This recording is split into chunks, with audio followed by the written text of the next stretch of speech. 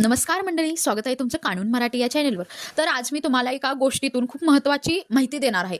आपल्या यामागचे जे काही ब्लॉग्स असतील त्यामध्ये देखील मी तुम्हाला गोष्टी सांगून त्या गोष्टी आणि त्या गोष्टीमधील जे काही टॉपिक्स आहेत ते समजवण्याचा प्रयत्न केला आहे. समाजात आपल्या ज्या गोष्टी घडतात त्यातून त्या गोष्टी तुम्हाला समजाव्यात यासाठी मी साधे उदाहरण घेते, त्यातून तुम्हाला लवकर समजेल. तर आज आपला टॉपिक आहे फ्रॉड कॉल्स. ऑनलाईन स्कॅम झाल्यावर आपण काय केलं पाहिजे किंवा कशाची मदत घेतली पाहिजे हे बघणार आहोत. तर समजून घ्या, एकदा एक राजेश नावाचा मुलगा आहे, तो कोल्हापूरमध्ये राहतो आणि त्याला एक दिवशी बँकेतून फोन येतो आणि हे आता सध्या समाजात खूप अशी प्रकरण घडत आहेत, त्यामुळे आपण हे उदाहरण घेऊया.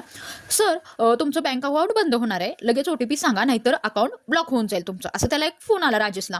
राजेश घाबरला. त्याला म्हणजे काय करायचं कळत नाही, कारण का बँक अकाउंटवर भरपूर बॅलन्स असतो आणि अकाउंट बंद होणार आहे, ते ब्लॉक होणार आहे, ते परत कधी म्हणजे ओपन नाही झालं तर काय करायचं, पैसे अडकून बसले तर काय करायचं, ह्या विचाराने तो घाबरतो आणि त्याने पटकन OTP काय आहे तो दिला आणि काही मिनिटातच त्याच्या अकाउंटवरून 50,000 रुपये गायब झाले. ही गोष्ट काल्पनिक आहे, पण अशा लाखो गोष्टी दररोज आपल्या अवतीभोवती घडत आहेत.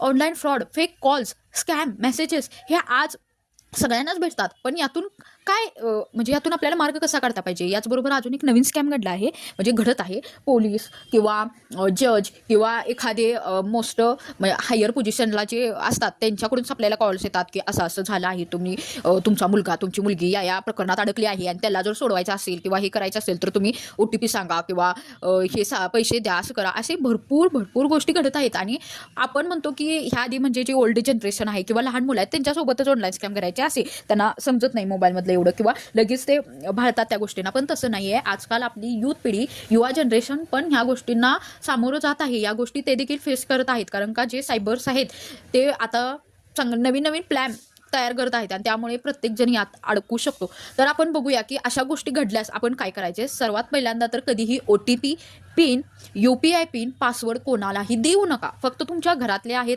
तुमच्या ओळखीचे आहेत, त्यांच्यावर तुमचा विश्वास आहे, त्यांना सांगितलं तरी ठीक आहे. पण इतर कोणालाही तुम्ही OTP पिन, UPI पासवर्ड देऊ नका, त्यामुळे जास्ती खतरा वाढू शकतो. बँक, RBI, पोलीस कोणीही कधीही फोनवरून अशा गोष्टी विचारत नाहीत. ही गोष्ट आधी लक्षात घ्या. कोणताही अधिकारी तुमच्या पर्सनल बँक्स डिटेल्स किंवा फायनान्शियल डिटेल मागू शकत नाही. ज्याने विचारलो तो 100% स्कॅमर आहे, ही गोष्ट लक्षात घ्या ज्या त्यावेळी.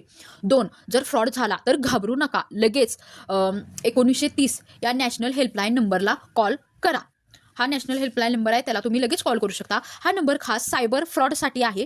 तुम्ही जितक्या लवकरात लवकर तक्रार कराल तितकी लवकरात लवकर रक्कम थांबवता येण्याची शक्यता आहे. त्यामुळं 1930 हा नॅशनल हेल्पलाईन नंबर आहे, तो तुम्ही लक्षात ठेवा. तिसरी गोष्ट म्हणजे जवळपास सायबर क्राईमचे पोलीस स्टेशन असेल तिथे तुम्ही तक्रार करू शकता. इथून पुढे स्क्रीनशॉट काढा, कॉल, नंबर, मेसेज सगळा पुरावा